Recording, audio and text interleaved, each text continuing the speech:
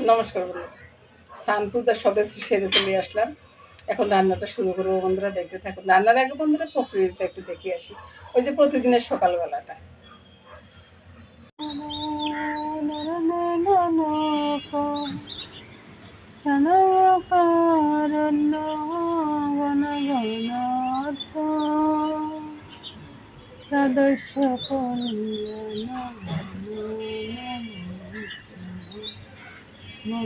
গুরুর স্নেহে চরণারবিন্দ।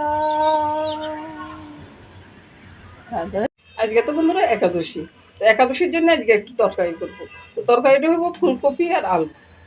তো ফুলকপি আর আলু এই যে জলটা বসালাম, জলটার ভিতরে ছেড়ে দিচ্ছি বন্ধুরা। এবার তো আমার বন্ধুরা মনে মনে চিন্তা করবেন যে জল দিয়ে কি রান্নাটা হবে। না বন্ধুরা, রান্নাটা জল দিয়ে হবে না। এই তো বন্ধুরা, কপিগুলো সিদ্ধ হয়ে গেছে, এবার তুলে নিলাম। আর কপির ভিতরে একসাথে দিয়ে দিই নুন, হলুদ আর একটু চিনি। চিনিটা আপনারা যদি কম খান তো একটু কমিয়ে দিবেন আর কি। আমি একটু বেশি খাই তো তাই একটু বেশি করে দিই।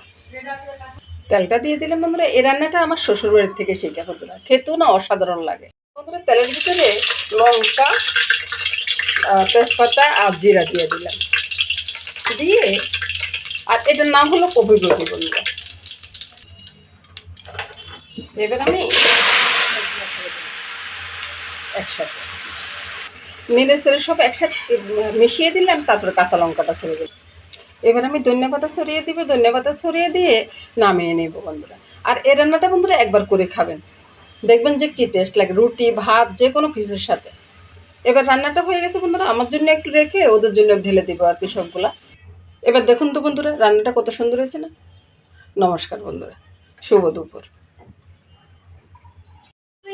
তো বন্ধুরা, খিচুড়িটা হচ্ছে সকালবেলার জন্য আর কি। সকালবেলার জন্য খিচুড়িটা আমি কিভাবে করতেছি সেটা আর দেখালাম না, কারণ অনেক সময় তো খিচুড়িটা হয়, ওই জন্য দেখাইনি। আর খিচুড়িটা আমার এক একদিন এক এক রকম ভাবে হয়। এই যে আজকে ডাল সিদ্ধ করা হয়ে গেছে, এবার চালটা ছেড়ে দেবো। আর সোমবারটা করেছি মানে ফোড়নটা দিয়েছি আমি 5 ফোড়ন দিয়ে, দারচিনি এলাচি 5 ফোড়ন দিয়ে ফোড়নটা দিয়েছি, আদা একটু দিয়ে দিয়েছি। আর ফোড়ন দেওয়ার সাথে সাথে বন্ধুরা ওই যে লঙ্কাটা উঠিয়ে নিলাম, আমরা তো আবার একটু ঝাল কম খাই, ওই জন্য নুন হলুদ সবে দিয়ে দিয়েছি বন্ধুরা। আর এটার সাথে কপি বড়া হবে বন্ধুরা। আর আরেকটা কথা, এক একদিন এক এক রকম ভাবে খিচুড়িটা হলে না মজাই লাগে, বলুন বন্ধুরা।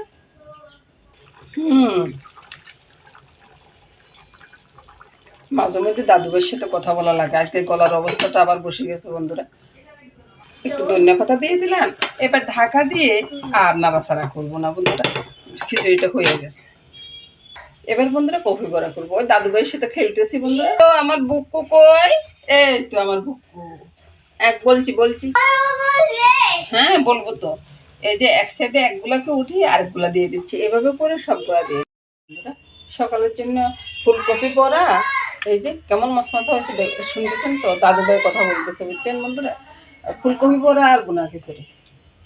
নমস্কার বন্ধুরা, শুভ সকাল।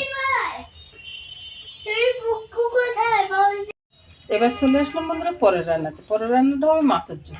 মাছের ঝোলের ভিতরে আমি নুন হলুদ লঙ্কা তারপরে জিরা বাটাটা আর কি, আর সাথে একটু তেল দিয়ে দিয়েছি। আপনারা সরষের তেল দেবেন, আমি কিন্তু ওই যে সোয়াবিন তেলটাই দিয়েছি। এবার ভালো করে মেখে নিই।